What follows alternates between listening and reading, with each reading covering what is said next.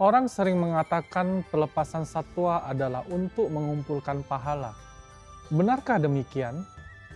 Langsung saja kita simak penjelasan dari Acarya Liencu.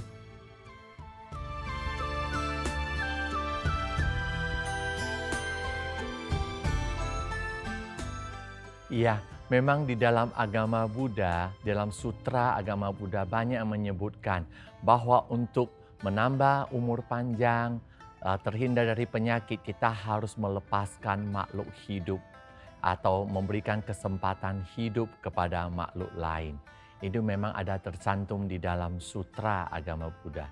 Sehingga dalam agama Buddha, banyak umat-umat Buddha melakukan satwa mocana atau pelepasan satwa. Tapi yang penting di sini bahwa pada saat pelepasan satwa, kita harus mempunyai tempat ya dan waktu yang tepat. Ini saya apakan dulu, saya share dengan Anda semua bahwa di Indonesia, ini di Indonesia ya, pelepasan satwa ini saya kira sangat sulit sekali. Kenapa? Karena sering kita lakukan, kita melepas ikan misalnya di sini, tapi di ujung sungai sana sudah ditunggu banyak orang menjaring ikannya. Mereka tidak peduli, pokoknya mereka sudah tahu bahwa kita melepas satwa, mereka akan menunggunya di sana. Jadi dengan demikian sama dengan apa?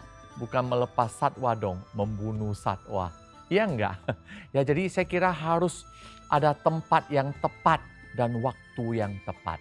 Dan Maha Guru kita, yaitu Dharma Raja Liense mengatakan bahwa pada saat pelepasan satwa yang paling penting lagi harus apa? Sesuai dengan kondisi satwa tersebut.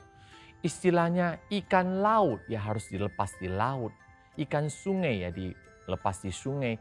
Burung harus dilepaskan di tempat yaitu ekosistemnya ya. Di tempat yang tempatnya dia bisa hidup. Misalnya burung kamu lepaskan di kota, bagaimana dia hidup? Ya, jadi harus tempat yang tepat lagi. Saya pernah mendengar dan tahu bahwa misalnya ada orang demi melepas satwa, mereka import.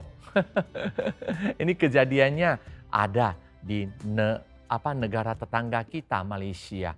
Mereka mengimport burung-burung dari tempat saya ya, mungkin dari Indonesia. Ke sana sekali import 20.000 ekor. Jadi mereka telah memesan dan ini sebenarnya tidak baik, tidak benar ini, tidak tepat.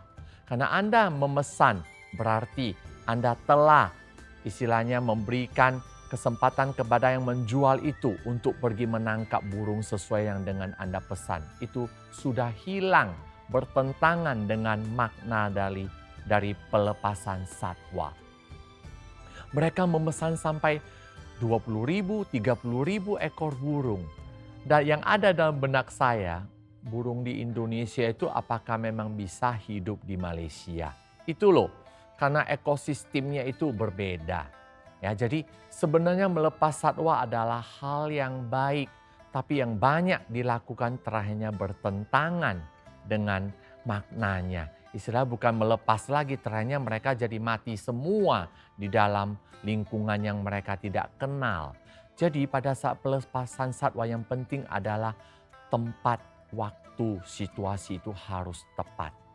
Sebenarnya di dalam agama Buddha yang paling penting memang menurut saya ya, selain bilang pelepasan satwa ini yang paling penting adalah apa? Melepaskan diri sendiri. Istilahnya melepaskan diri sendiri dari kemelekatan. Sehingga berilah kesempatan kepada Anda sendiri untuk bisa belajar Buddha Dharma, untuk berlatih sehingga karma warana Anda akan terkikiskan. Dan juga melepaskan orang lain. Maksudnya adalah jika ada orang yang pernah menyakiti Anda, yang selama ini Anda dendam terus, tidak akan Anda pernah lupakan. Ini juga hal yang tidak baik. Jadi pada saat pelepasan satwa ini kita ibaratkan dengan melepaskan orang hidup atau melepaskan orang yang kita benci. Yaitu yang kita benci, kita hilangkan. Terakhirnya kita berilah kesempatan kepada mereka. Jadi kita jangan lagi terikat dengan sifat keburukan. Saya kira makna dari melepas satwa ini dengan makna melepaskan diri sendiri dan orang lain mempunyai arti yang sama. Jadi semua bermakna bagi kita semua. Bukankah demikian? Om Mani Padme Hum. Demikianlah penjelasan mengenai pelepasan satwa. Jadi, kita tidak hanya melepaskan satwa saja, hanya melepaskan satwa lalu selesai sudah.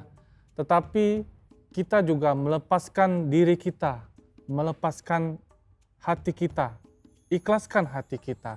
Jadi kita juga harus menggunakan kebijaksanaan kita untuk melakukan pelepasan satwa. Amitofo.